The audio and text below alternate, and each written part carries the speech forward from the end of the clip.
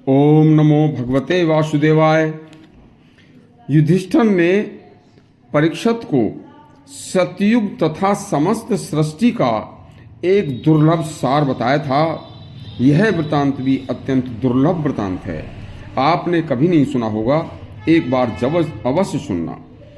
जब पांडव संसार पृथ्वीलोक छोड़कर तपोवन जाने की तैयारी कर रहे थे, तो उस समय प्रतिदिन युधिष्ठिर परीक्षित को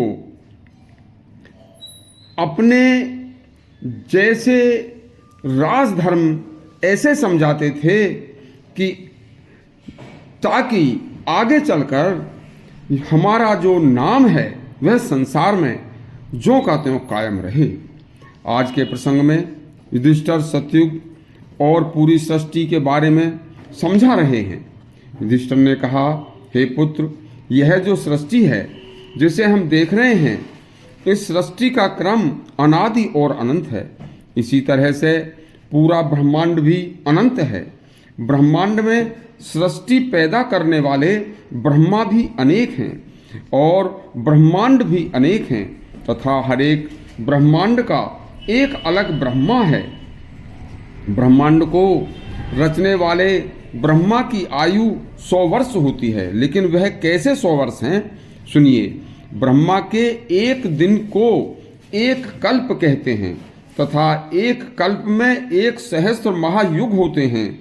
जिन महायुगों को 14 मनवंतरों में बांटा जाता है, ऐसे 14 मनवंतरों का एक युग होता है और ऐसे 4 युगों का एक महायुग होता है। इन सब का मिलाकर ब्रह्मा का एक दिन होता है और ऐसे दिनों को गिनकर ब्रह्मा जी के 100 वर्ष की आयु होती है। हे पुत्र, इसके बाद ब्रह्मा की भी मृत्यु होती है और इस प्रकार सभी देवता भी अपना समय पूरा करके मृत्यु को प्राप्त होते हैं। संसार में कोई भी चीज अमर नहीं है। एक महायुग में 4 युग होते हैं, सतयुग, त्रेता, द्वापर, कलयुग, और हर युग की भी आयु होती है, जिसमें सतयुग की आयु सबसे ज्यादा 17,28,000 वर्ष होती है। त्रेता की आयु 12,96,000 वर्ष होती है और द्वापर की आयु 8,64,000 वर्ष होती है और सबसे कम आयु कलयुग की होती है, जो केवल 4,32,000 वर्ष होती है। अब तक ब्रह्मा की आयु के 50 वर्ष बीत चुके हैं। इन 50 वर्षों में कई बार सतयुग, द्वापर, त्रेता, कलयुग आ चुके हैं और अब इस गहन विचार वाले समस्त संवाद को तुम पूरी तरह से समझकर मझधार में न रह जाओ। इसलिए यह संसार का जो खेल है बड़ा विचित्र है। देखिए, विचार वाले समस्त संवाद को तुम पूरी तरह समझकर देखना। इसके संपूर्ण रहस्य को आज तक कोई नहीं जान पाया है। मनुष्य पैदा होकर केवल जहां तक उसकी दृष्टि जाती है, केवल उसी को सब कुछ समझ लेता है। सो तुम्हें बतलाता हूं। सतयुग में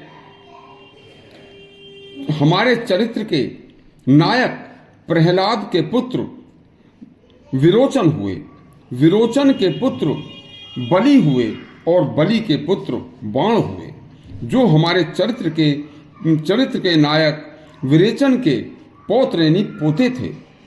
रामायण की कथा से पता चलता है कि बाण व रावण दोनों सतयुग में एक ही समय पैदा हुए थे और वैश्वत मनु के 24 में त्रेता में भगवान राम का अवतार हुआ था।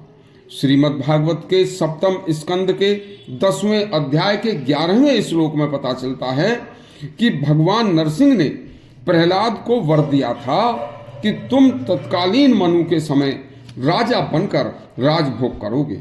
इसके बाद ब्राह्मण वेशधारी इंद्र ने शील दान देकर इसके बाद इनके राजभोग को अंत किया था।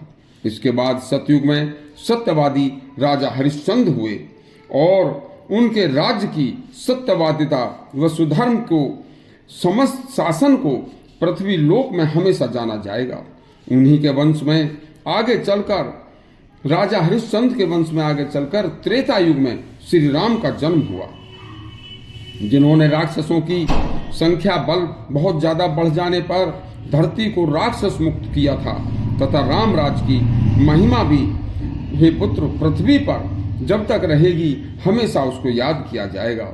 उसके बाद सतयुग जो कि 4 खंभों पर टिका था, सत्य, पवित्रता, दया व तप, इन चारों के कारण सतयुग में सभी मनुष्य सत्यवादी, पवित्र विचार वाले, दयावान व तप व हवन यज्ञ करने वाले हुआ करते थे।